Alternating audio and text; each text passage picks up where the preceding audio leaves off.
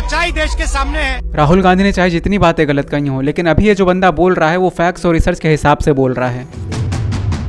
Election commission की list में लाखों की संख्या में फेक वोटर्स ट्रैक किए गए हैं। ऐसा हुआ तो कई बार है कि कई मिनिस्टर्स ने इलेक्टोरल बॉन्ड्स पर एंड वोटिंग मशीन्स पर एलिगेशंस लगाए हैं, लेकिन ऐसे बहुत ही कम लोग हैं जो इस चीज को प्रूफ कर पाते हैं। और वहीं राहुल गांधी ने 6 महीने के रिसर्च के बाद इस चीज को पॉसिबल कर दिया। कर्नाटका के महादेवपुर विधानसभा क्षेत्र में राहुल गांधी ने 1 लाख से ज्यादा फेक वोटर्स को क्लेम किया है, जिसमें से 40,000 से ज्यादा वोटर्स फेक एड्रेस के हैं, 11,000 से ज्यादा डुप्लीकेट वोटर्स हैं और वहीं 10,000 से ज्यादा ऐसे ही वोटर्स हैं जिनकी डिटेल्स फेक हैं और उनकी फोटो भी गलत है। और वहीं महाराष्ट्र की बात करते हैं तो 20,000 से ज्यादा फेक वोटर्स के एलिगेशंस लगाए गए हैं, जहां सीसीटीवी एविडेंसेस को डिलीट करने की खबर सामने मिली है।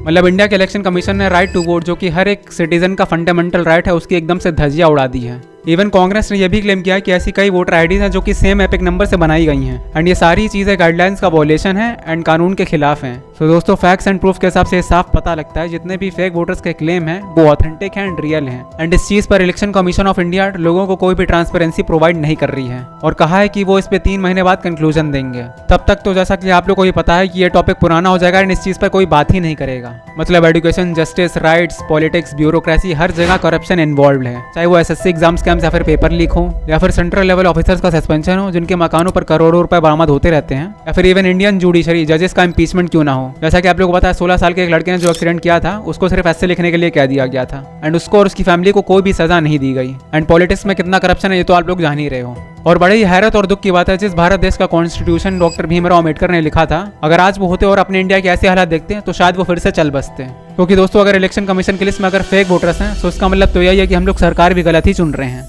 और जितने भी गुनहगार हैं, जब तक वो सलाखों के पीछे नहीं आएंगे तब तक ये धांधलेबाजी ऐसे ही चलती रहेगी। हमारा देश आगे बढ़ेगा ना सुधरेगा, वहीं का वहीं रहेगा। और यही रीजन है कि हमारा इंडिया चाइना और अमेरिका जैसे देशों से अभी बहुत पीछे है, क्योंकि वहाँ पे ऐसी फेक चीजें एंड करप्शन वगैरह बहुत कम है।